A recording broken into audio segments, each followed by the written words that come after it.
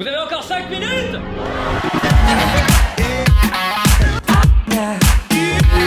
Cette semaine, on s'est fait une frayeur avec ma femme. Oh, on a flippé. Les deux grands, ils étaient en train de jouer dans leur chambre. Et le troisième était en train de faire la sieste. Autant te dire que c'est des moments d'une rareté.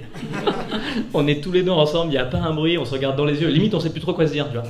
On est là, ça va? Et au bout de quelques secondes, on se dit, tata, c'est pas normal. Quand il n'y a pas de bruit et qu'il y a 3 enfants, c'est qu'il y a forcément quelque chose. On va vers la chambre des grands, on écoute et on entend dans la chambre le grand il dit « Et voilà, c'est le moment de passer à la casserole. » On est derrière la porte, on fait wow. On a vrillé, on s'est transformé en 2 profs de philo. Ton corps t'appartient, c'est pas important. On répète avant, c'est toi qui parles en premier, je te suis. On ouvre la porte, on voit les deux, on s'attend à un truc horrible. Et là, je vois le petit, il me regarde avec une assiette en plastique, il me dit « Tu veux du poulet? Il vient de passer à la casserole. »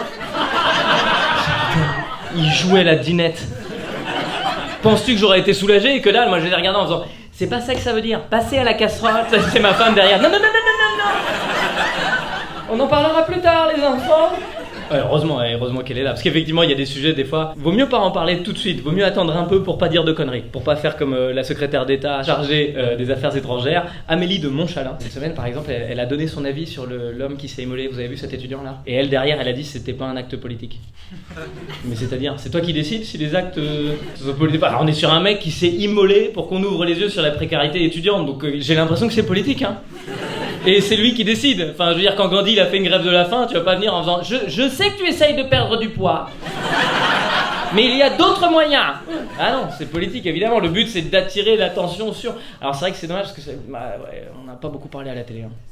Je pense que c'est une erreur du gars. J'ai lu ce qu'il avait écrit sur Facebook. Il a dit « J'accuse les éditorialistes et le Front National d'avoir créé des peurs plus que secondaires. » C'est-à-dire les éditorialistes à la télé, ils ont fait « Non, on ne crée pas des peurs plus que ce... Attends, non, on est là pour informer et rassurer.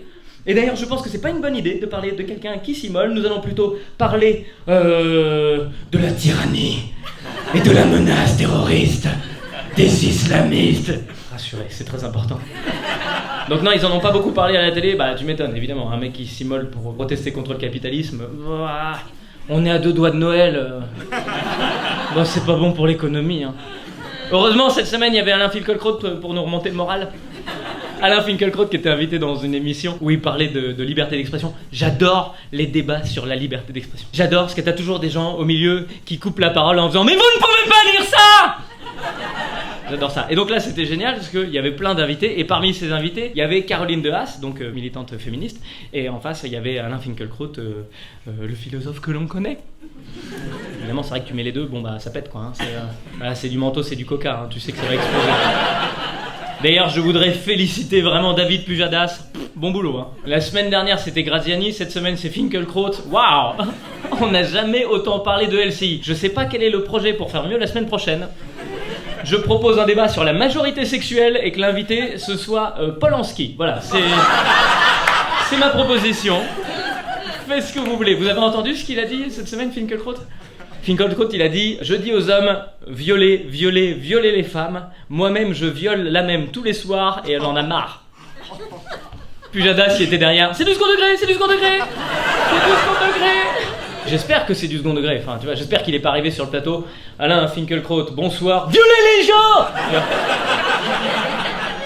C'est peut-être un peu trop frontal, quoi. Donc je suis allé regarder l'émission en entier et en fait c'est un système, c'est une défense. Pas le viol, hein, l'exagération, c'est comme ça qu'ils se défendent. Quand ils se sont attaqués, Finkielkraut en fait il exagère en face comme un adolescent, tu vois.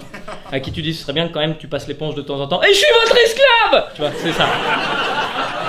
Donc là clairement on était dans l'exagération. Quand Finkielkraut il dit tous les soirs je viole ma femme, il a 70 ans quoi. Tu vois, la question c'est même pas le viol, la question c'est tous les soirs. Alain, prétentieux va. Tu sens dans sa tête, lui, il s'est créé un mini-monde, le monde merveilleux d'Alain, dans lequel il est une bête sexuelle, à l'appétit insatiable. Tout le monde voit ce que c'est le Viagra? Ouais. Les gens, ils pensent que c'est une molécule chimique, pas du tout. C'est de l'extrait d'Alain Finkielkraut. Alain Finkielkraut ne prend pas de Viagra.